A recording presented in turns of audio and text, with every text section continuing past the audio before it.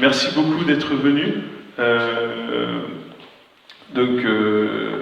représente l'association Pays dans la Transition. Nous sommes porteurs ou à l'initiative de cette conférence débat, mais pas seuls, avec des partenaires, les éditions Actes Sud, l'association Méchamp, le Conseil de développement du Pays d'Arles, le Conseil des sages de la ville d'Arles, ainsi que pour la communication, on travaille avec Transistor. Pour nous, pour Pays d'Arles en Transition, qui étions positionnés depuis fort longtemps sur des thématiques relativement traditionnelles autour de l'écologie, c'est un pas qui avait été demandé lors de l'Assemblée Générale, c'est-à-dire c'est bien de planter ses carottes ensemble, c'est bien de réduire ses déchets, mais en gros, pourrait-on s'impliquer sur les sujets d'actualité locaux. Et à force de réflexion, on a décidé de franchir le pas et on a pris un sujet qui nous a paru particulièrement dans l'air du temps, référence à tout ce qui se passe, en particulier grâce aux Gilets jaunes. D'accord ? Donc ce besoin d'échange, ce besoin de démocratie, ce besoin d'ouverture se ressent de plus en plus. D'accord ? On a manifestement, au sein de notre association, mais également avec les partenaires, on sent que ce besoin d'implication du citoyen se fait de plus en plus prégnant. D'accord ? Alors, il ne s'agit pas aujourd'hui de dresser ou de faire un tribunal vis-à-vis de ce qui existe ou ce qui n'existe pas sur Arles. La question n'est pas là. La question, elle est plus de réfléchir ensemble, de voir ce qui se passe ailleurs, et ça a été l'occasion d'inviter deux élus qui vont nous parler de comment ça se passe par chez eux, comment ils s'y sont pris, c'est-à-dire pour pousser des idées, pour proposer des idées, pour intégrer quelque part ce qui est important pour la population et comment faire participer la population autant que faire se peut aux décisions de la cité. Il est clair que ce sujet est un peu glissant. Notre objectif pour Pays d'Arles en Transition n'est absolument pas de prendre parti. Et ça, on va être clair, c'est-à-dire que le groupe sujet d'actualité locale, puisque le groupe s'appelle comme ça maintenant au sein de Pays d'Arles en Transition, le but de ce groupe, c'est d'amener des éléments pour la réflexion. C'est-à-dire, on n'aura jamais un positionnement partisan, on laissera les divers points de vue s'exprimer. D'accord ? Et l'idée, c'est qu'à la fin, le public ait les éléments et des arguments pour réfléchir et prendre sa décision par lui-même. Donc, on n'est pas promoteur, et vous verrez par la suite, on est en train de travailler sur les éditions suivantes, on va se saisir de sujets plutôt chauds, mais nous ne proposerons pas de solution.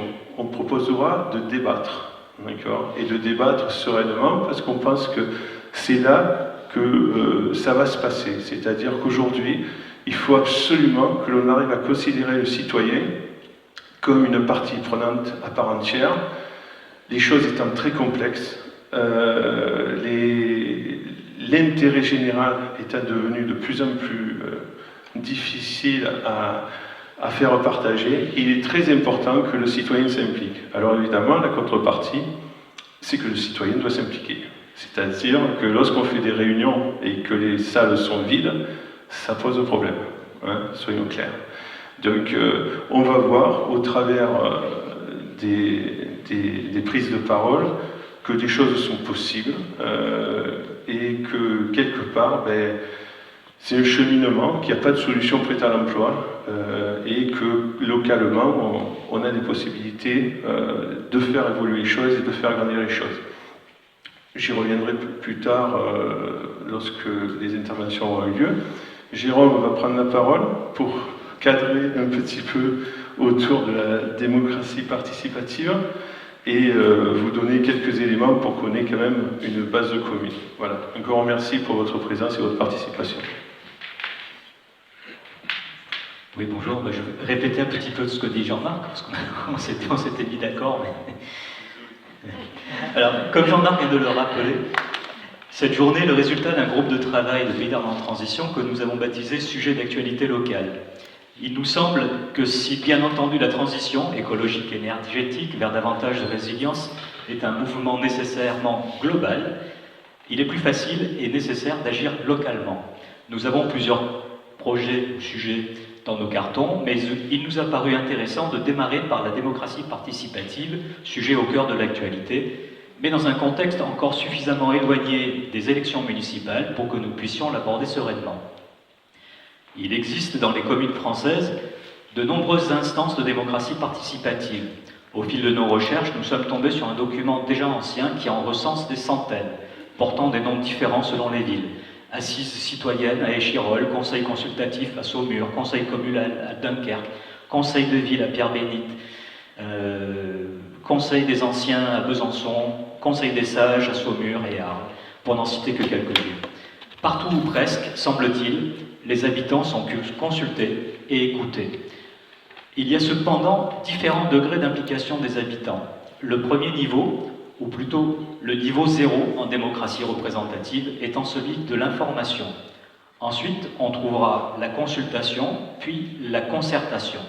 Enfin, dans un cadre qui n'a pas peur d'inclure les habitants et de les associer aux décisions, c'est-à-dire aussi quand la confiance est installée, on aura participation, coproduction et codécision, selon la terminologie de Dibeglio et Zetlaoui en 2007. Arles n'est évidemment pas en reste, on trouve comme ailleurs des enquêtes publiques qui apportent une information et permettent d'exprimer une opinion, hélas difficile d'accès pour ceux qui travaillent et souvent assez technique, des CIQ, des CIV, un conseil des sages, un conseil du développement, ouvert aux citoyens volontaires. Liste non exhaustive bien entendu. On pourra aussi citer les commissions consultatives des services publics locaux qui ressemblent à parité élus et représentants syndicaux ou associatifs et qui donnent un avis sur le mode de gestion des services publics locaux et étudient les rapports d'exercice des délégataires. Par exemple, pour la communauté d'agglomération, la distribution d'eau et l'assainissement sont délégués à une entreprise privée, la SOR, et donnent lieu à un rapport d'exercice annuel rédigé par le délégataire et étudié par les élus et représentants de la société civile. La CCSPL, Commission consultative des services publics locaux, doit être consultée avant un passage en conseil communautaire. On regrettera cependant que toutes ces instances soient très discrètes et dans le meilleur des cas, seulement consultatives. On regrettera également, dans le cas du Conseil des sages, du Conseil de développement, le peu de travaux qui leur sont confiés. Nous avons là des instances regroupant des citoyens volontaires qui sont largement sous-utilisés. On objecte assez souvent, d'un côté comme de l'autre, que la technicité des documents, des décisions, est un frein à l'implication des citoyens. En effet, les membres de ces instances de démocratie participative ne sont pas des experts. Et c'est tant mieux. Dans le cadre d'une vraie démarche de démocratie participative, ils devraient pouvoir s'appuyer sur les travaux et explications des techniciens experts. Des experts qui auraient pour mission de rendre les documents et enjeux compréhensibles, de traduire les documents pour que les membres des conseils puissent apporter ensuite une opinion, un éclairage de non-spécialistes. Enfin, des espaces de démocratie participative pourraient, par exemple, aider à combler un peu le vide démocratique entre deux élections, surtout vis-à-vis de sujets qui n'existaient pas au moment de l'élection précédente. Prenons par exemple le cas de l'intégration du Pays d'Arles au sein de la métropole Aix-Marseille qui aura des répercussions conséquentes pour tous les habitants du territoire. C'est typiquement un cas où une information sérieuse et une consultation des citoyens auraient toute sa place. Bref, ailleurs, parfois, les choses se passent différemment et c'est ce dont vont nous parler aujourd'hui nos intervenants. Édouard Chollet dans un premier temps, maire de Barjac, et puis Pierre Leroy, maire du Puy-Saint-André et président du pôle d'équilibre territorial du Briançonnais. Nous prendrons donc, comme l'a dit Jean-Marc, les questions à la suite des deux interventions.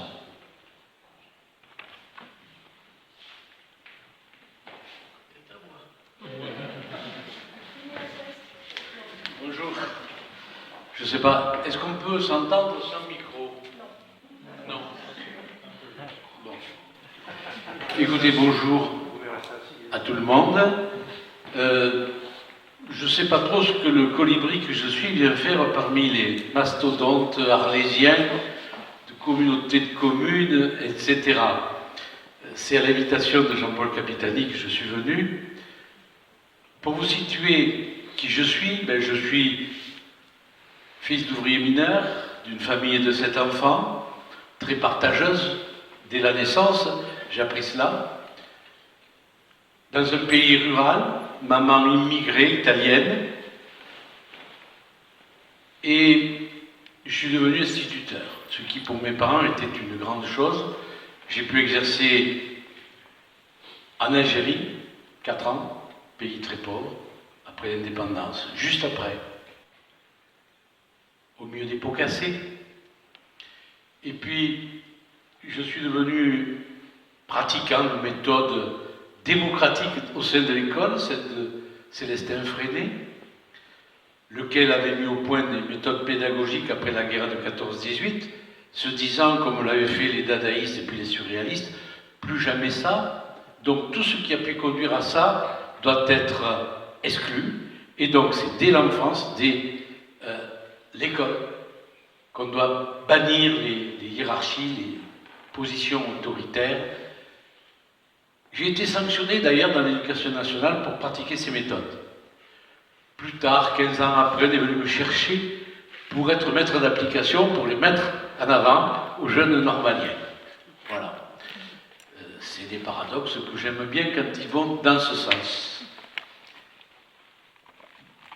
Puis je suis devenu instituteur de classe dite de transition. Alors ça tombe bien, puisqu'on va parler de transition. Ça m'y connaît un peu. C'est histoire de m'occuper d'enfants, souvent d'ouvriers, en situation de fâcherie avec l'école, non pas bêtes, mais fâchés. C'était pas leur monde, c'était des poissons d'eau douce au milieu de l'eau de mer, et donc ils rejetaient cette affaire. Et ils me reconnaissaient un peu comme un des leurs, et j'arrivais sur une classe de 25, une classe abondante, à en remettre quelques-uns dans le circuit, par ces méthodes un peu de coopération, ces méthodes de démocratie scolaire. Puis ensuite, un peu fatigué, j'ai continué un peu d'autres choses. Je suis devenu professeur d'histoire et géographie. Voilà, mon cursus. Je suis élu depuis 1984. J'ai d'abord été conseiller général du Gard, puis maire en 89. Je suis resté, donc ça me fait 36 ans de mandat public. Je m'honore de ne pas avoir trop mal servi le bien commun en étant un preux chevalier. Du moins, je me suis efforcé à cela. Barjac, terre de mes sévices, est ma terre de naissance. Ça se situe au nord d'Arles, à peu près 1h30, aux confins du Gard, proche de la grotte Chauvet, Vallon-Pont d'Arc, les gorges de l'Ardèche, région de Garrigues, village de 1613 habitants avant canicule, et puis au milieu d'une constellation de petits villages dépourvus de services publics, de services au public, dépourvus d'écoles. Et donc mon bourg est devenu un petit centre. Nous étions dans un barjaquès, si je puis dire, d'environ 5000 habitants, de gens qui comptaient sur leur chef-lieu de canton. Et puis les politiques de conglomération, la grande partouze territoriale qui s'exerce depuis maintenant 40 ans et qui défigure notre France, nous étions au centre d'un petit pays, nous voilà au bord d'un grand machin, que nous appelons une agglomération. Mon collègue pourra évidemment me répondre. La vie a changé. Néanmoins, pendant les 30 ans durant lesquels j'ai pu exercer mes fonctions de maire, donc 5 équipes municipales, je dois dire que la démocratie n'était pas le fort de ce pays. elle s'exerce toujours dans un territoire concret, dans une histoire concrète, avec une population concrète. Ce territoire, je le dis, c'est la Garrigue. Il y a des paysans. 80 quand je suis élu dans mon village, 20 aujourd'hui, demain 10. Terrible disparition. La France viendra. Mais on s'en fout, c'est la petite propriété familiale qui fait de la proximité. Ce qui compte, c'est l'agriculture d'exportation, de rapport. Et donc, on vient de supprimer l'allocation de compensation aux paysans éleveurs, les 6 troupeaux restants. Nous n'aurons bientôt plus d'élevage, donc bientôt plus de fumier. Nous étions chef-lieu de canton, nous ne le sommes plus. Il y a eu des mines. Ces mines ont donné une classe ouvrière qui est venue faire de cette population quelque chose de composite. Autour de la mine, il y a toujours un peu d'autres métiers. Ces mines ont fermé, c'était des mines de lignite sur Barjac, proches des mines de houille, des charbonnages de France et des Cévennes. Cette population a complètement changé. Mais elle avait ses composantes. Et en milieu rural, la population procède toujours d'une accumulation de choses familiales. Il y a des dynasties un peu. De choses religieuses, oui, catholiques, protestantes, ça a longtemps, et ça compte encore toujours dans des continuités assez extraordinaires et étonnantes, et des fidélités aussi. Familiales, professionnelles, les paysans qui savent coopérer entre eux, les ouvriers aussi savent mieux s'unir que les paysans, les commerçants.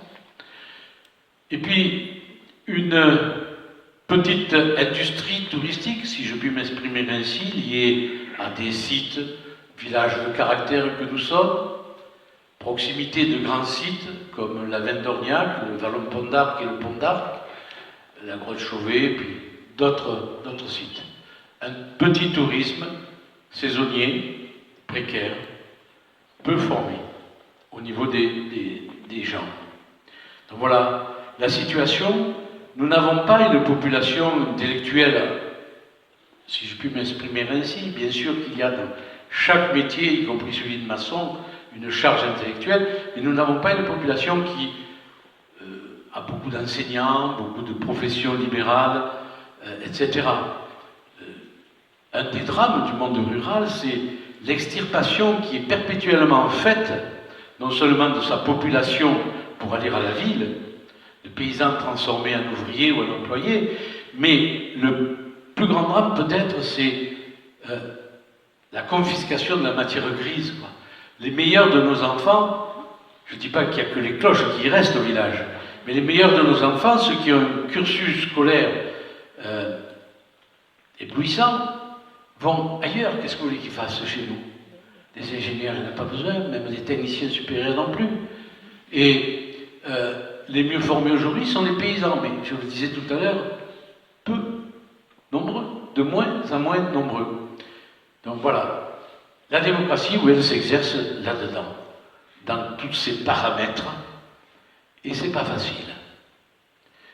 Je dois dire que lorsqu'en 89, je suis élu, le village est en proie à une très vive division entre école publique et l'école privée.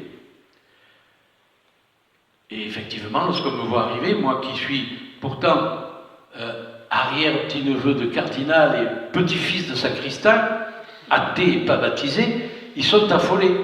Alerte, l'école privée va fermer. Je ne suis pas anticlérical.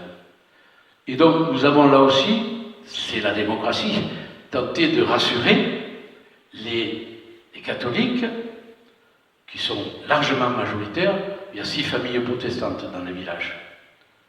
Des républicains, des gens de gauche d'ailleurs. Il y a une formation du courant républicain par, justement, cette diversité religieuse. Et ces continuités. Sauf que les protestants, souvent, c'était des riches et que les catholiques, c'était des pauvres. Et ce qui est assez ambigu. Et donc, les catholiques, partisans d'Ancien Régime. Nous avons eu dans notre secteur un de mes prédécesseurs qui fut le dernier député royaliste de France, le comte de Ramel. Ce qui n'a pas empêché d'ailleurs de faire voter des lois favorables aux mineurs. Petite vengeance souvent de la noblesse sur la bourgeoisie. Et donc, cette démocratie m'a permis de calmer un peu le jeu sur cette différence entre école privée et école publique. Je dois dire aujourd'hui que mon école privée n'est pas privée de grand-chose. Nous faisons tout ce que nous pouvons pour que les enfants du village soient instruits. Nous respectons les lois. Qu'est-ce que j'ai fait depuis 5 mandats, et peut-être 6, je ne sais pas encore, si j'en ai le droit. Mais je me rends compte que si j'avais attendu les coopérations supracommunales, je n'aurais rien fait. Si j'avais attendu que ça vienne tout seul, je n'aurais rien fait. On disait des salles vides. Ben, il y a peut-être des salles vides, mais il faut travailler quand même. Il faut faire. Et puis être ratifié. Passer devant, être un peu mouton-chef, avoir des initiatives. Je prends quelques exemples.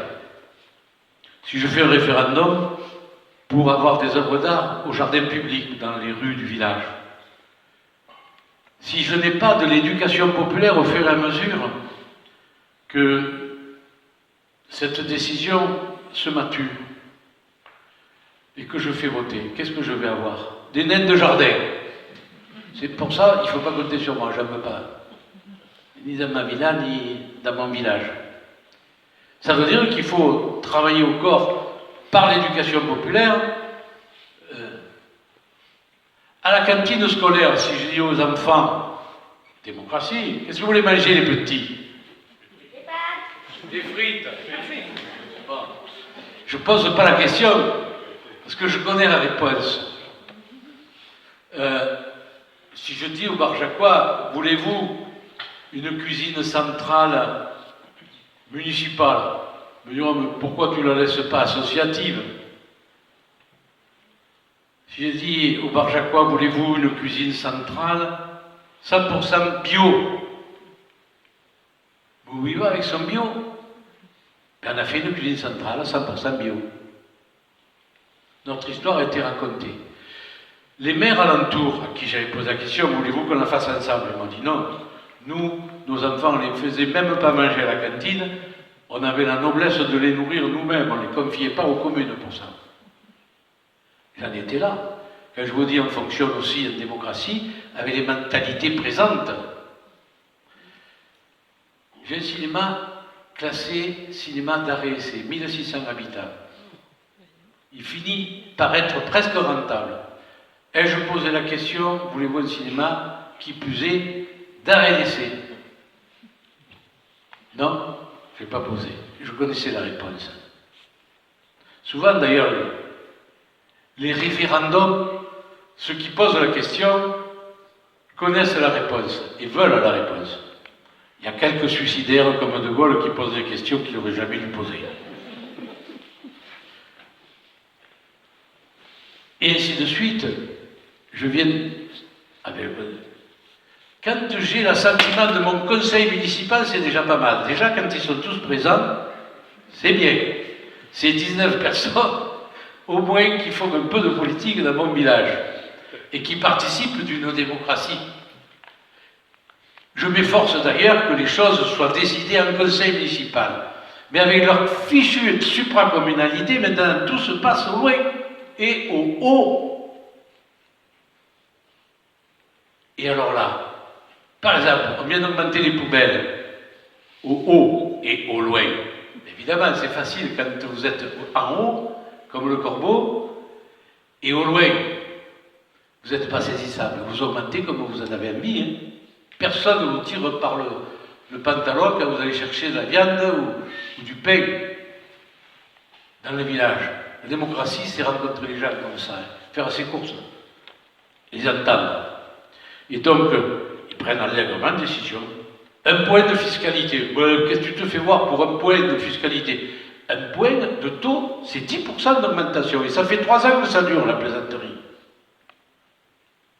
J'ai fait une étude à la Chambre régionale des comptes. Il y a 15 vice-présidents, au loin et au haut, dans un spiriton, tontel et tonton, indemnisés. La Chambre des comptes dit, qu'est-ce qu'ils font pour l'être? Rien, leur répondant. Ça marche. Démocratie, ça. Et je pourrais en parler là-dessus. Donc voilà, moi, si mon conseil municipal déjà est au complet, le quorum atteint, je suis bien content. Ça ne veut pas dire qu'on ne fait pas de réunions de quartier, qu'on ne fait pas de l'information. Vous savez, à peine décider quelque chose, ou qu'on veut décider l'ordre du jour paru, déjà, dans le village, le tam-tam a fonctionné. Il y a des canaux pour la démocratie invisibles. C'est le bouche à oreille. C'est pour ça aussi qu'il faut toujours travailler, non pas à un vivre ensemble, c'est-à-dire voisins, avec des haies, des chiens et des caméras, mais faire un village, c'est-à-dire tomber les murs, se tendre la main d'un mur à l'autre, jeter des ponts, faire un village, c'est des pratiques associatives. Il y a 35 associations dans la vie du village. Et ça, c'est formidable, parce que c'est aussi du pouvoir, là. L'association, c'est un président, c'est un vice-président, un trésorier, et ça se réunit, ça fait du monde. 35, vous vous rendez compte? 1600 habitants. Et c'est grâce à cela que nous avons un service au public, à caractère privé associatif, qui permet de faire du yoga, de la gym, de la peinture, de la danse, du tennis, et j'en passe. Des expositions. Et la mairie là-dedans, elle vient fonctionnant un peu comme une grosse association qui a peut-être un peu plus de moyens que les autres, mais qui en donne beaucoup. J'ai 100 000 € par an à la vie associative, y compris des associations qui nous rentrent dedans. Donc voilà, la démocratie, dans quel contexte elle s'exerce? Dans un petit monde, hein, comme on dit en provençal, qui va devenir bientôt la langue de l'Empire, small is beautiful. Voilà, moi je répondrai à des questions. J'ai défini à peu près ma vision sur la démocratie. Je ne dis pas que la municipalité et le maire sont des tyrans éclairés. Oui, ça compte aussi. Le système associatif permet dans mon village de distinguer les aristos de la population, c'est-à-dire ce que les Grecs définissent comme les meilleurs aristocrates, ça veut dire les meilleurs. Eh bien, c'est des gens qui ont fait leurs armes dans la vie associative, dans leur pratique démocratique associative, et non pas simplement dans le discours, mais dans l'acte.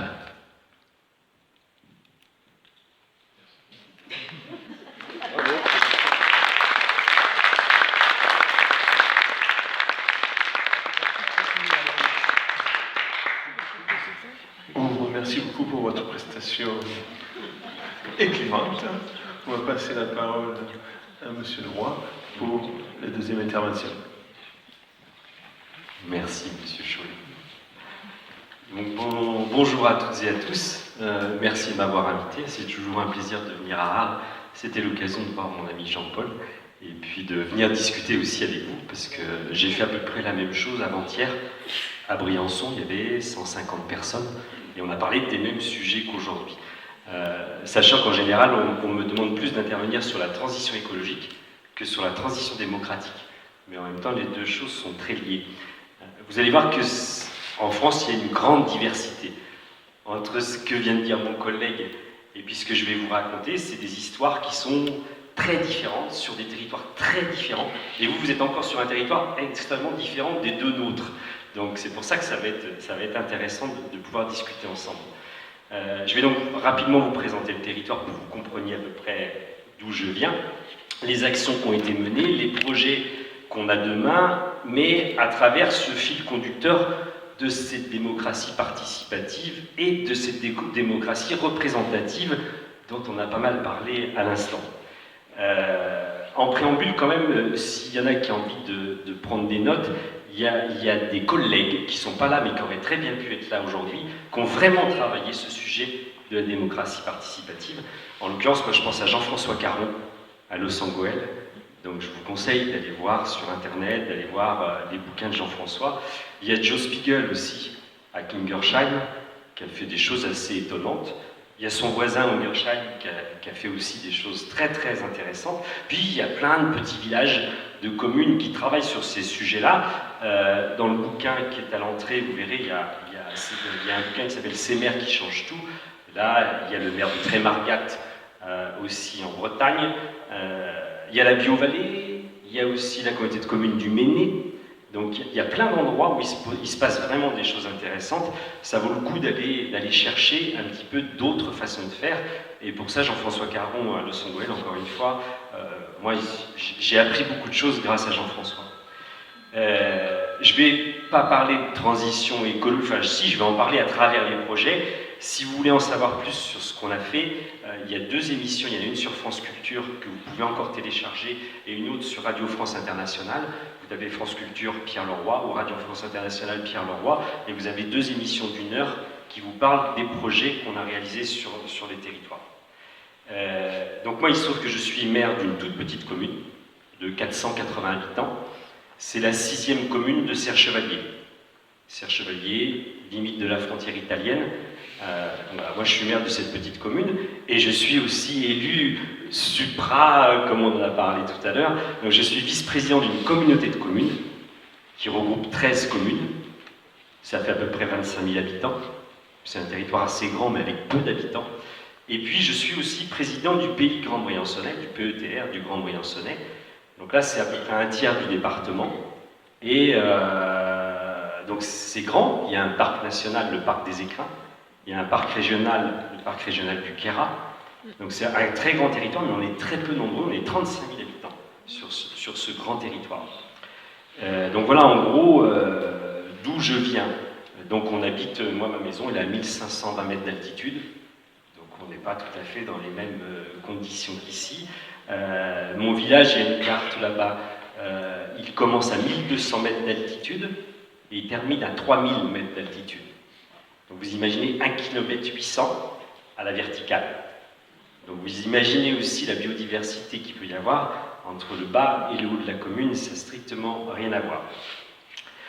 En ce qui me concerne, par rapport à mon parcours, en fait, avant d'être élu, c'est 25 ans, 28 ans de militantisme. De militantisme durant lesquels j'ai fait contre, beaucoup contre. Donc j'ai porté plainte contre un incinérateur, puis contre un 2e incinérateur. J'ai porté plainte contre un altiport, un espèce d'aérodrome en altitude fait sans permis de construire par le député maire, Patrick Collier d'ailleurs, que vous connaissez peut-être, qui maintenant est à Rueil-Malmaison. J'ai porté plainte contre un casino de jeux, etc., etc. Donc j'étais beaucoup dans le porter plainte et ça ne me convenait pas. On ne faisait pas que ça avec mes collègues, on faisait aussi beaucoup de prosélytisme sur justement la transition écologique, mais il y a 25 ans. Et c'est vrai que c'est fatigant d'être contre, et ça ne me convenait pas, j'avais envie de faire pour. Et évidemment, eh bien, à ce moment-là, on s'interroge. On se dit, le pouvoir de faire, il passe peut-être par la fonction d'élu. Parce que c'est vrai qu'en tant qu'associatif ou parti politique, militant, c'est pas toujours simple d'avoir un impact sur la société. Et donc, on a monté une liste citoyenne. On a travaillé en 2007, on n'était même pas sûr d'ailleurs de se présenter en 2007. On a fait un groupe de travail sur qu'est-ce qu'on souhaitait comme avenir souhaitable pour notre village. Et puis il se trouve que 1 mois et demi avant les élections, on a dit finalement, on y va. Et on est passé au premier tour avec 65% des voix. Avant ça, on avait beaucoup travaillé pendant 1 an. Et donc, on avait passé à la moulinette tous les sujets qui nous intéressaient dans ce village. C'était quoi pour nous le village idéal, en quelque sorte? Donc, on avait un programme extrêmement précis, détaillé, de ce qui nous semblait désirable. Et à partir de là, on a considéré que, étant élu avec 65% des voix sur un programme précis, eh bien nous étions habilités à appliquer notre programme. Et que donc, en tout cas tout ce qu'on avait écrit, on se sentait en mesure de pouvoir le mettre en œuvre. Ça nécessitait la participation quand même des habitants, mais il y avait des choses qui étaient écrites. Donc voilà, rapidement des chiffres, peut-être on y reviendra tout à l'heure. Ça nous a permis de baisser de 65% la consommation d'eau potable sur le territoire communal. Ça nous avait permis de baisser de 30% la consommation d'énergie de tous les services publics de la commune. Ça nous a permis aussi de produire plus d'énergie que ce que consomme la totalité des habitants, grâce à la création d'une société avec les habitants. Ça nous a permis de planter on en est à 12 000 arbres sur le territoire. On a créé une réserve naturelle régionale de 600 hectares. On a une association foncière pastorale de 1000 hectares qui nous permet d'installer des agriculteurs, etc., etc. Donc ça a été ce travail qu'on a mené pendant les 6 premières années de notre mandat. Et à la fin du mandat, on s'est dit, finalement, est-ce qu'on a réellement le pouvoir de faire? Et l'ensemble des élus a dit oui, c'est clair, on a le pouvoir de faire et on souhaite continuer. Donc en fait, on a renouvelé la moitié de l'équipe municipale et puis on est reparti aux élections et là, de nouveau sur un programme électoral. Et là, on est passé avec 85% des voix au premier tour. Donc du coup, on s'est dit, ça veut dire que finalement, ce qui a été réalisé a convenu et donc on peut aller plus loin. Donc je reviendrai plus dans le détail, mais comme je vous l'ai dit, sur l'eau, en tout cas, eh bien, on a fait ce qu'on devait faire. Sur l'énergie, on a sollicité la population, parce que sur le programme, il était dit que nous voulions que l'énergie soit publique, citoyenne, renouvelable et locale. Donc en fait, un mois après avoir été élu, on a réuni les habitants, et ils sont venus. Il y a eu 40 personnes quand même présentes, sur un village de 480 habitants, c'était pas si mal. Et on leur a dit, voilà, nous, on a envie que l'énergie soit publique, renouvelable, c'est bon. Et ils ont dit, bah oui, on est d'accord. Mais pour ça, on a besoin de vous. Et donc, on a proposé de créer une société. C'était la première société d'économie mixte locale en France qui associait une collectivité et des citoyens. Et donc, on a créé la SEV, soleil, eau, vent, énergie. Donc, sur le petit document que vous avez là, pour certains, je pourrais en donner aux autres, on raconte un petit peu l'histoire de la sève. Donc la sève, en fait, on a commencé tout petit, parce que souvent, ce qui est petit, on l'a dit tout à l'heure, c'est de bon augure aussi. Hein. Donc on a commencé tout petit, on avait un capital social de 100 000 euros, 51 000 la mairie, 49 000 les citoyens et une entreprise. Et on a mis une première centrale, puis une deuxième, puis une troisième, puis une quatrième. Puis après, on s'est dit, on va polliniser les voisins. Donc on est allé installer une centrale photovoltaïque sur la commune d'à côté, puis sur la commune d'à côté.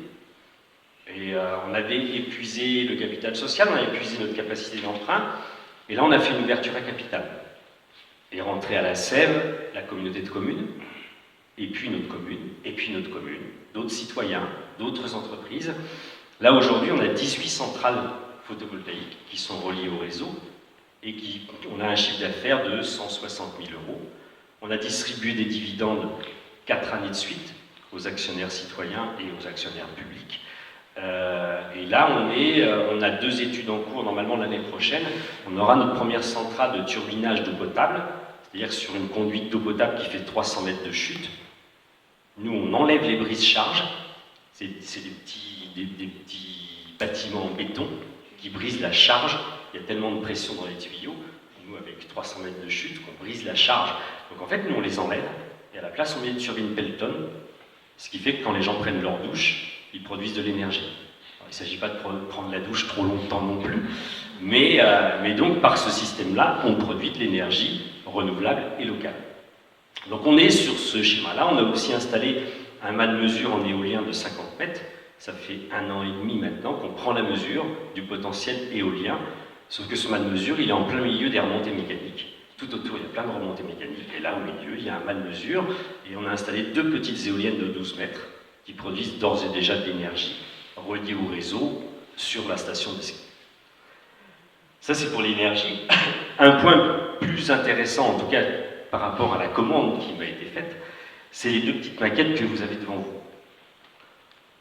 Il y a, comme je vous disais, un certain nombre de sujets où on avait dit ce qu'on voulait faire. Par contre, un PLU, eh bien, c'est particulier, parce qu'un PLU, c'est pas uniquement donc, le plan local d'urbanisme, ce n'est pas uniquement un document d'urbanisme, c'est un projet de territoire. Et là, on devait réviser notre PLU. Parce qu'entre-temps, il y a eu la loi Grenelle, il y a eu la loi Allure, il y a eu etc. Et donc, à la fois, il fallait le faire évoluer, et puis surtout, on devait coller à la loi. Donc on s'est dit, un PLU, nous, c'est une affaire de village. Et donc, ça va être l'occasion, pour les habitants du village, de donner leur point de vue sur l'avenir de leur village. Comment ?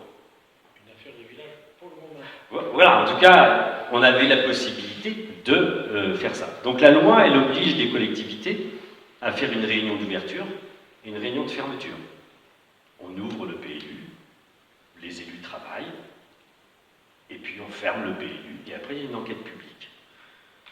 Nous on s'est dit, non, à partir du moment où on souhaite que ce soit un projet de territoire, eh bien nous allons travailler avec les citoyens, voire même regarder les citoyens travailler. Et donc on a choisi un bureau d'études en fonction de la capacité de faire de la concertation.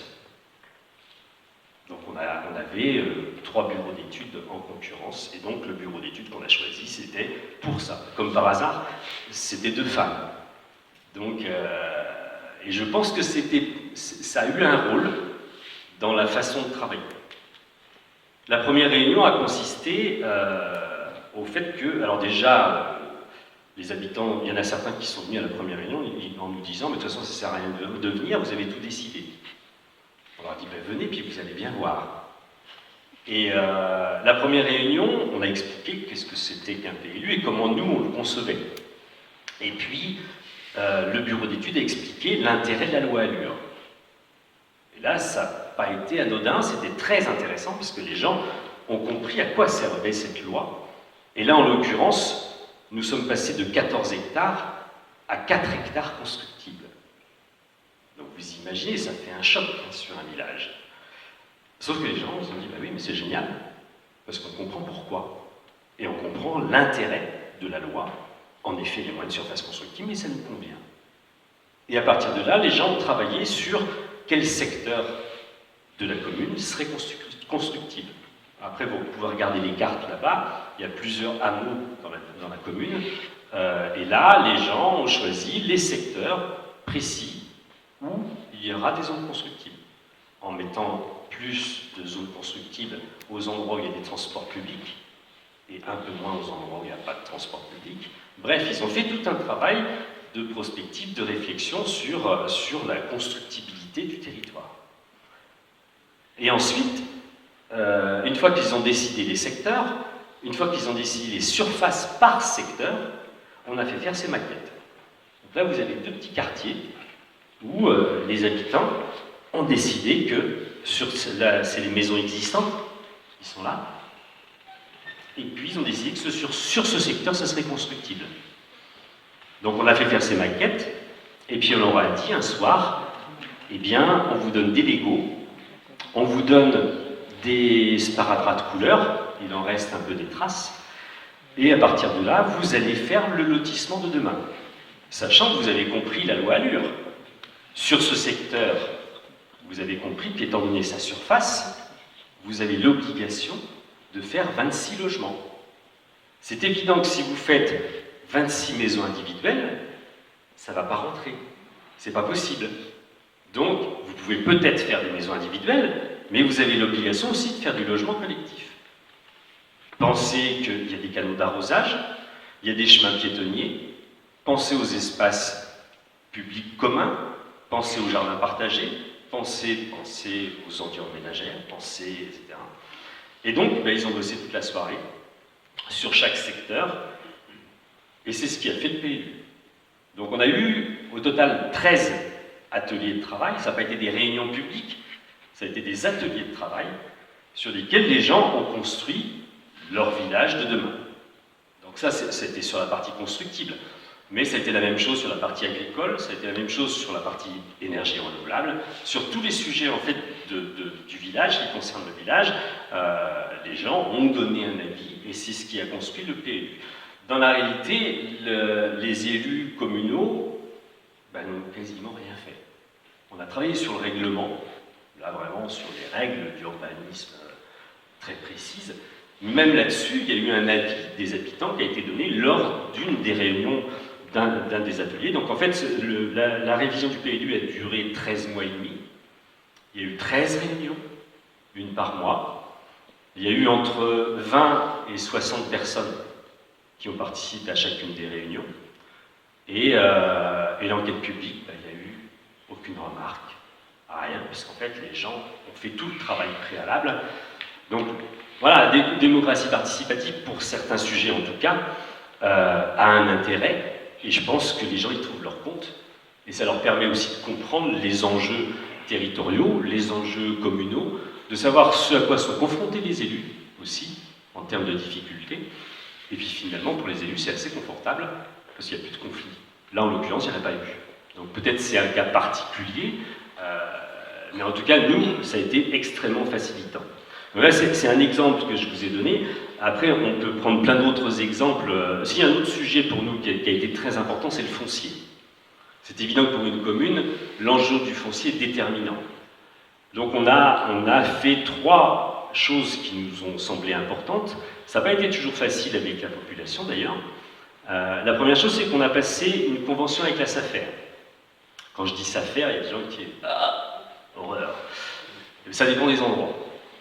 Il y a des endroits où, en effet, c'est très compliqué avec les SAFER, et il y a d'autres où ce n'est pas le cas, et nous, on a la chance d'avoir une SAFER qui vraiment a compris les enjeux agricoles, et avec laquelle on travaille vraiment main dans la main. En clair, 1 an avant qu'on soit élu, on savait qu'il y avait de la spéculation foncière. Il y a des gens qui rachetaient les parcelles agricoles en attendant qu'elles deviennent, en tout cas pour certaines, constructibles un jour. Donc quand on a été élu, on a passé une première convention avec la SAFER, ça nous coûte 20 € par an, et ça nous donne l'information de toutes les parcelles agricoles qui sont à vendre. Et ça nous laisse la capacité de préempter ces terres agricoles. Et depuis 2008, on a préempté sur toutes les terres agricoles. La totalité. Donc c'est... Aujourd'hui, j'ai même plus de compte, mais on a dû, nous, la commune, acheter 110 parcelles agricoles. Il y en a certaines qui sont parties auprès des agriculteurs parce qu'ils avaient un vrai projet agricole. Par contre, je me souviens de la première réunion où on a préempté, il y avait 12 parcelles. Donc dans ces cas-là, la SAFER met autour de la table les postulants. Et on se retrouve, donc la SAFER, la commune, et puis le fameux monsieur qui avait, l'année d'avant, acheté 12 parcelles de terres agricoles. Donc la SAFER demande à chacun quel est le projet, et puis ce monsieur me dit, moi je vais faire de la spéculation foncière. Donc on lui dit, oui, mais nous on vous explique, nous ce qui nous intéresse c'est d'installer des agriculteurs. Ah bon? D'installer des agriculteurs ici? Oui, c'est notre projet. Et puis on commence à discuter, puis il nous dit, mais c'est vachement intéressant ce que vous voulez faire. Finalement, je vous laisse les parcelles. Et si ça vous intéresse, les parcelles que j'avais achetées l'année dernière, je vous les revends au prix où je les ai achetées. Sauf une, parce qu'elle est juste devant mon chalet, si je pouvais la garder, et on lui dit, oui, le but c'est pas de vous emmerder. Le but c'est vraiment de travailler la problématique agricole. Donc ça montre bien aussi que quand on informe la population, des fois ça permet aussi de résoudre des sujets importants.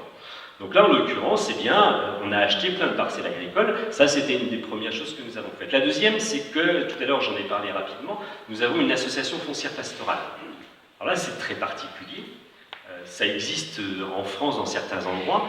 En l'occurrence, en ce qui nous concerne, c'est un décret préfectoral, c'est un arrêté préfectoral qui, en fait, détermine des surfaces pour lesquelles les propriétaires restent propriétaires, mais non plus l'usage de leurs parcelles. Et donc ça tombe dans l'escarcelle d'une association qui n'est pas propriétaire, mais qui a l'usage des parcelles. Donc nous, en l'occurrence, sur le territoire communal, on a 1000 hectares, 3200 parcelles, 287 propriétaires concernés. Et ça forme l'association foncière pastorale. C'est-à-dire qu'un agriculteur, là par exemple, on a installé un maraîcher à 1500 mètres d'altitude, qui travaille en permaculture. Ce maraîcher ne connaît aucun des propriétaires des 38 parcelles qu'il exploite. Lui, il est passé directement par l'AFP, il paye un loyer à l'AFP, basta. Donc quand on a été élu, c'était chaud, hein. Les propriétaires, je peux vous dire.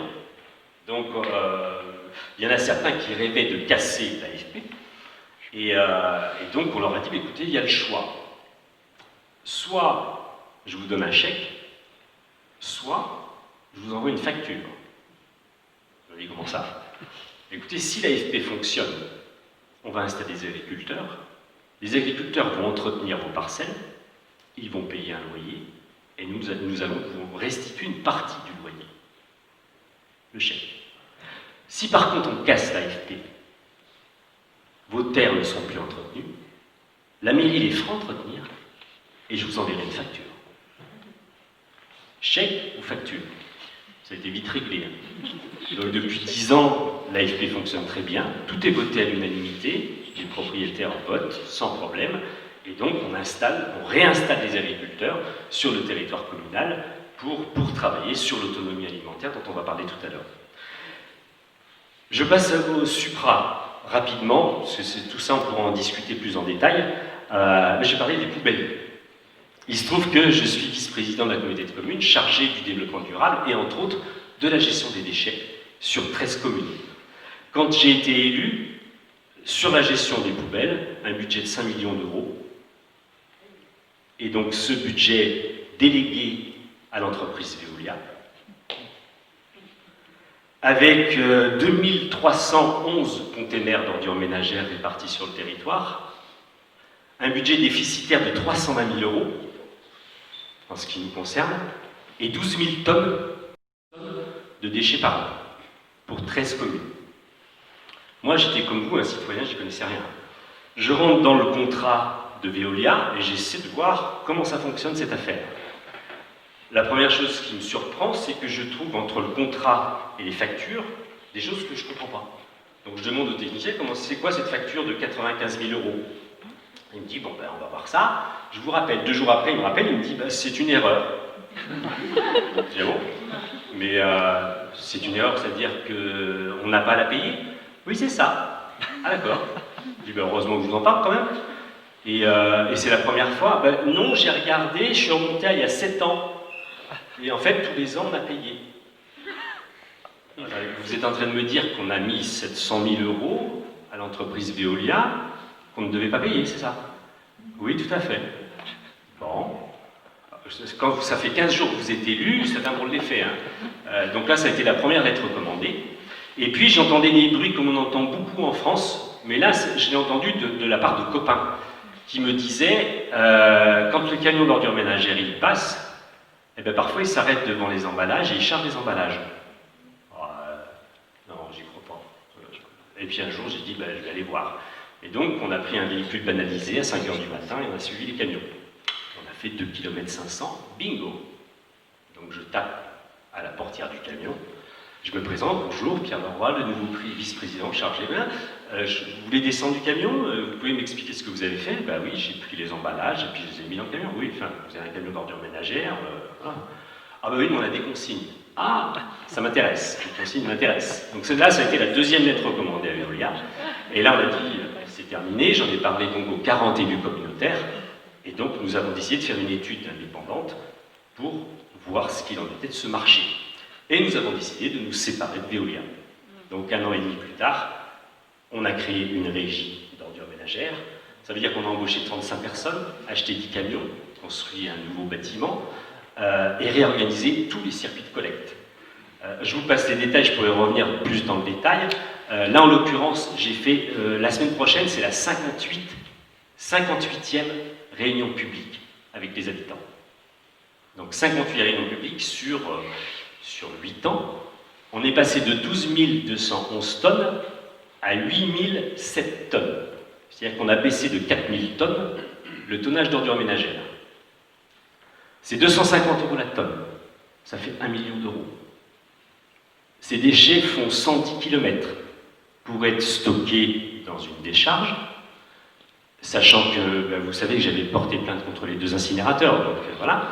Et donc c'est 4000 tonnes en moins qu'on met dans ce site qui est à 110 km de chez nous. Donc je vous dis pas, ça a eu des impacts quand même conséquents.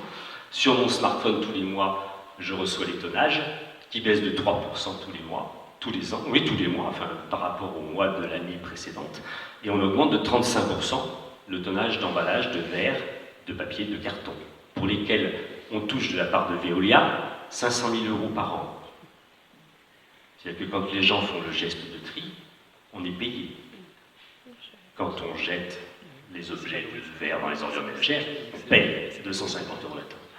Donc voilà, sur les ordures ménagères, en tout cas, ça a eu des effets considérables sur le territoire, et en l'occurrence, 1 million d'euros de bénéfices par an. Donc là, aujourd'hui, le budget, je vous parlais de 5 millions d'euros, il est bénéficiaire d'1 million d'euros, alors qu'il était déficitaire, il est bénéficiaire de 770 000 €, alors qu'il était déficitaire de 320 000 € quand j'ai été, au début que j'ai été élu.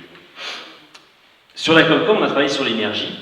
Donc on a installé, tout à l'heure je vous ai parlé de la sève, mais là, en tant que vice-président, j'ai réussi à obtenir le fait que sur l'autofinancement de la Comcom, on installe plusieurs centrales photovoltaïques sur des bâtiments publics de la communauté de communes.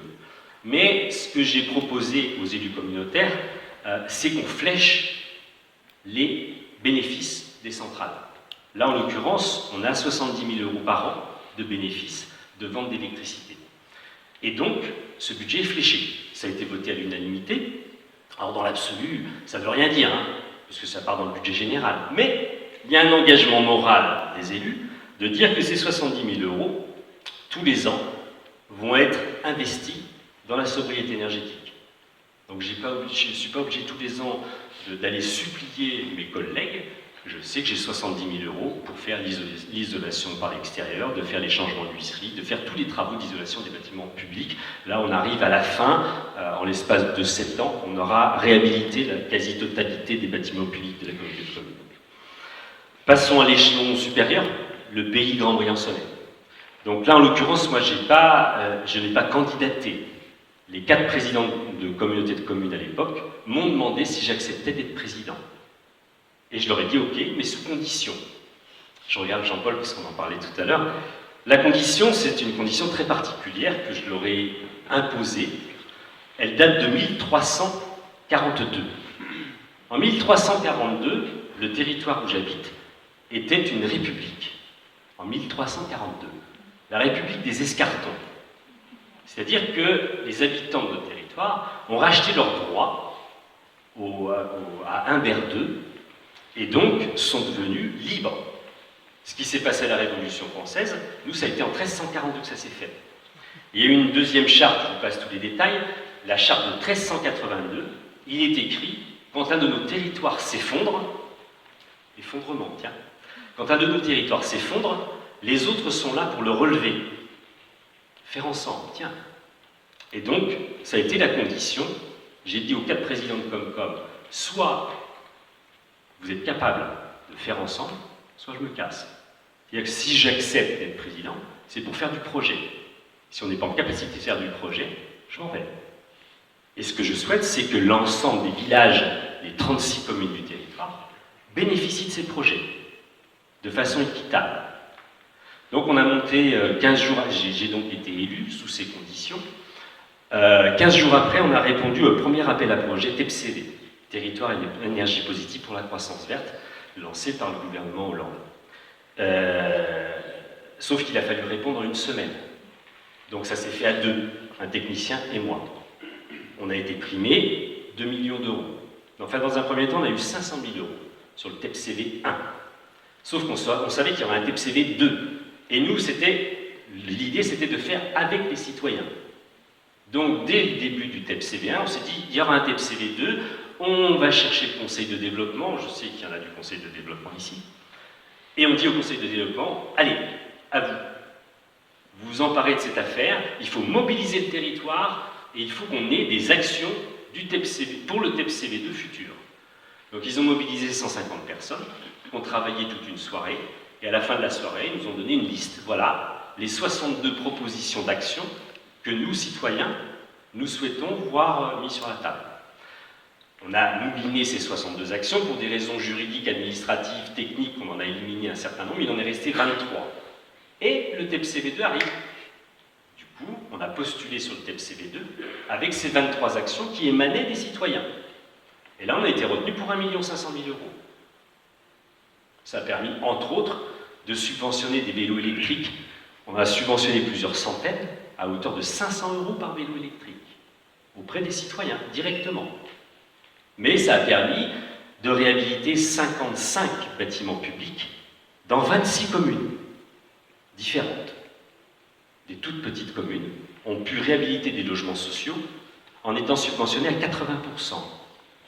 Ce qu'elles n'auraient jamais fait parce qu'elles n'avaient pas financièrement les capacités de le faire. Ma commune y compris, les logements, on ne les réhabilitait pas parce qu'on n'avait pas les finances possibles, et puis surtout, c'était les locataires qui allaient bénéficier de l'investissement en termes de charges, tant mieux pour eux, mais pour la commune, c'est pas simple ces affaires-là. Avec 80% de subvention, bingo, on y est allé, on a réhabilité ces logements. Donc, au total, on a investi, je crois, c'est sur l'ensemble du pays grand-briançonnais, dans 35 communes, on a mis 3 500 000 € sur la sobriété. À la suite de ça, on a été sélectionné territoire zéro déchet, zéro gaspillage. Donc on a eu encore de l'argent. Pour aller plus loin, on a installé des composteurs collectifs dans toutes les communes. Donc les gens, soit ils ont un composteur individuel chez eux, soit ils ont des composteurs, on en a 35 distribués sur l'ensemble du territoire, et donc on continue à baisser les tonnages d'ordures ménagères en permanence. Et là, le gouvernement nous a repérés.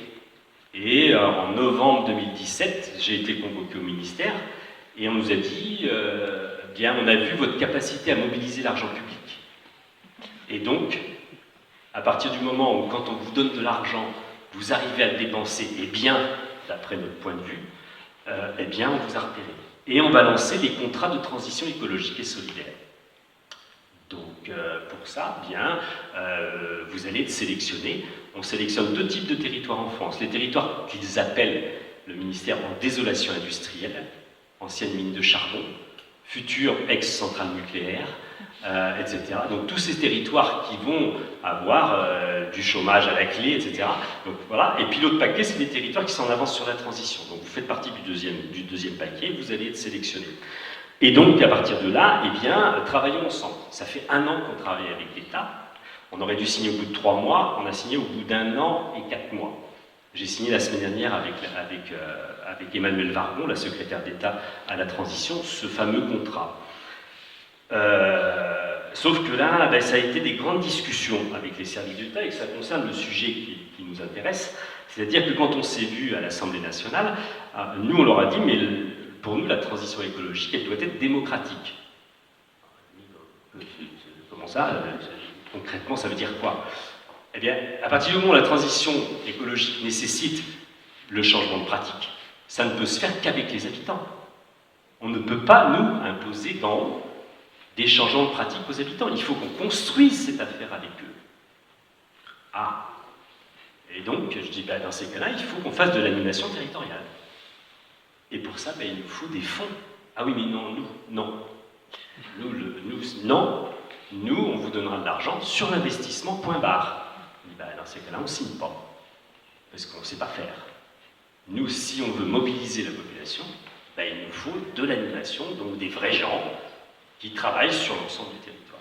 Donc ça, c'était des négociations qui ont été longues et compliquées, qui se sont bien terminées parce qu'on a signé. Donc en fait, on a eu un premier poste en FNADT, puis un deuxième poste sur un contrat d'objectif avec l'ADEME, et là, on embauche une deuxième personne la semaine prochaine.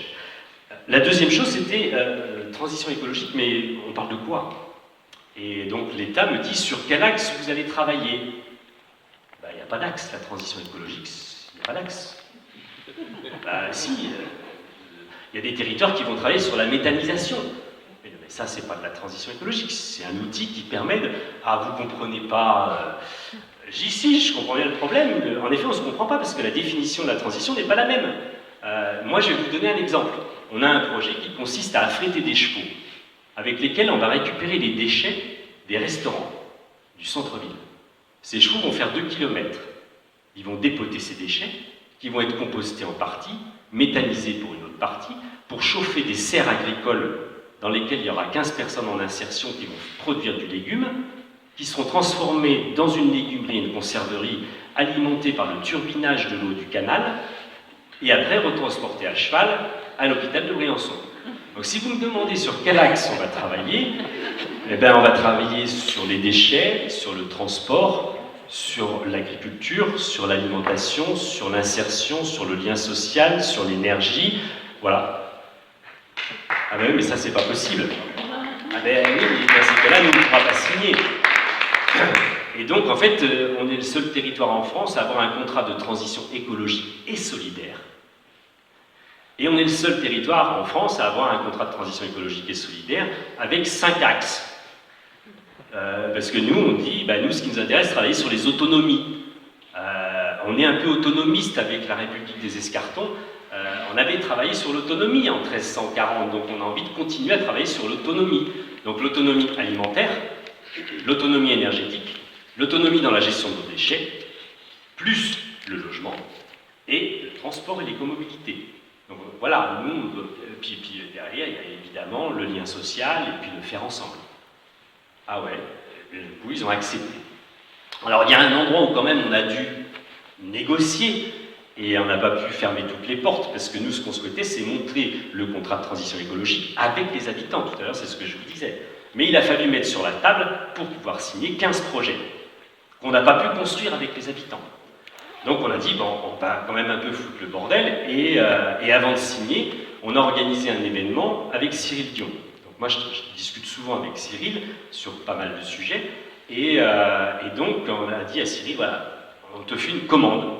Nous, on a besoin, malheureusement, d'avoir une tête d'affiche pour mobiliser la population. Mais on va faire un truc original dans 36 communes en même temps. Ah bon, comment tu veux faire?